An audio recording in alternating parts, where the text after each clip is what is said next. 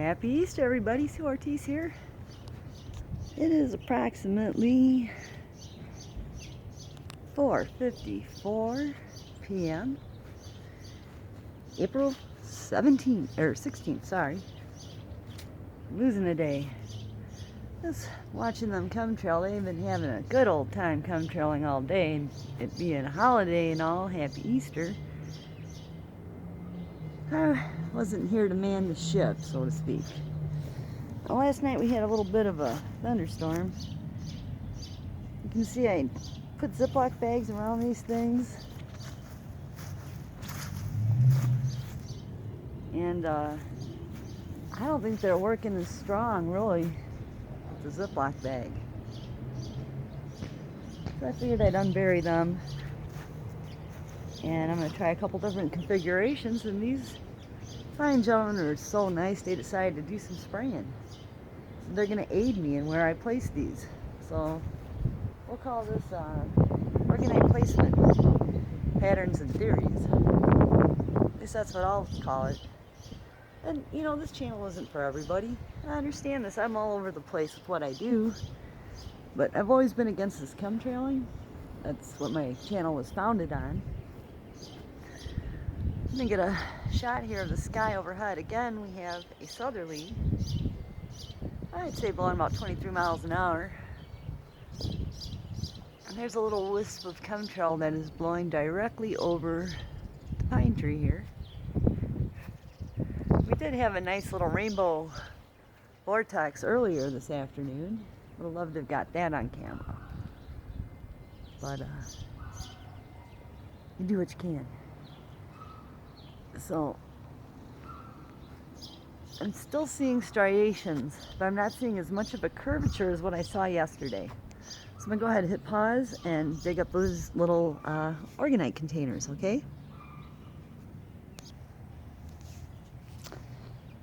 Okay, so we're back. As you can see, I have freed the hounds, released the hounds. I instantly feel something going on. It's either the placement. I'd say they're approximately 3.5 feet apart. I wonder if I should have them face the sun. They tend to chemtrail with the sun, but you saw they just got done spraying all there. So it takes a little bit for the waves to reach the sky. There's another nice one. But we'll see if we get that nice little circular vortex. And they really sprayed earlier. I wish I could have documented, but again. There we go. They always chemtrail real nice around here around sunset. That's about 2.5 hours off. So,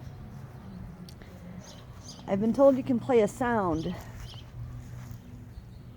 to energize a crystal. And what I did is I have on my favorites list a video called Dutch Sense Checks Hutch Effect. Anyway, it's got frequencies on there. So I threw a bunch of those frequencies in the sky. Should leave a little dandelion to mark them, but I think I know from the crystal itself. Ooh, I just felt... Gosh, I hope I'm getting this in frame. I honestly felt something then. I think the sun has something to do with it. Now remember, this one got John Hutchison effect signal played to it. Okay, now this is real interesting. When I came out this morning, this one was on its side with the bag off. I did not dig this one up last night. I moved it from the smart meter and just placed it where I thought it would be okay. But let's look at this crystal. Now I know I took video of them yesterday. And I know I wrapped these myself. And I know I don't remember seeing it in this state. It almost makes you wonder if they had target practice last night. So, I'm thinking bad things happened to this crystal.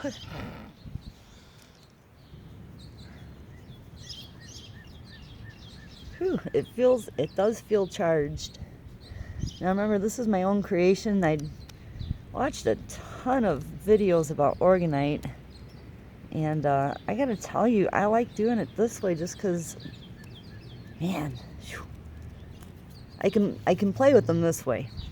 The other thing I did is I changed out the stainless steel scrubbies, and I'm thinking leaving them like this, and that way you can change them out, and they felt funny, and I threw them away.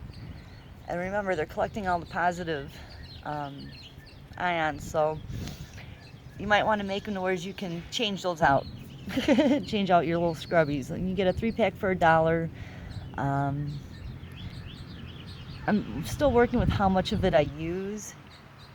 I can almost get enough out of one scrubby to make 2 of these glasses. Okay, so I'm gonna try to flip this here.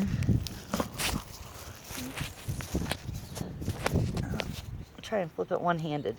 Why not? Sorry about the camera work. Hang on, I'm gonna hit pause. Okay, I hit pause and I flipped the crystal around. You can see the top part's a lot better condition than the bottom was. And I gotta tell you, I felt like I was getting a charge off of it. I don't think an EMF meter will register what I'm trying to figure out is coming up off of here. It will register how bad the EMF is coming into my house. And that is going to be a purchase sooner than later, maybe. A little EMF reader, but gosh, I feel like I gotta touch something to discharge. Again, the sun's setting. They're laying down some really nice thick chemtrails for me. Everywhere I look, chemtrails everywhere. So I'm gonna get out of this little vortex field. That one really feels like it is rocking out. I'm gonna leave him sit. I'm also thinking I'm gonna build little boxes and just put little boxes over them. Dig a little hole down like that, because to me they do seem to work well when they're in the ground. I don't know, it was a hell of a radar last night. There we go. 1, 2, 3, 4, 5. That's just what I can see. That's the obstructed view here. So it's, it's sunset, so they're gonna go to town. It's gonna look like big fingers coming blasting out of the sky when they're done. So that'll be interesting. So anyway, I'm gonna go ahead and upload this. And thus begins my last little bit of experimentation I have before it's time to get a bunch of other stuff done. Thank you for watching.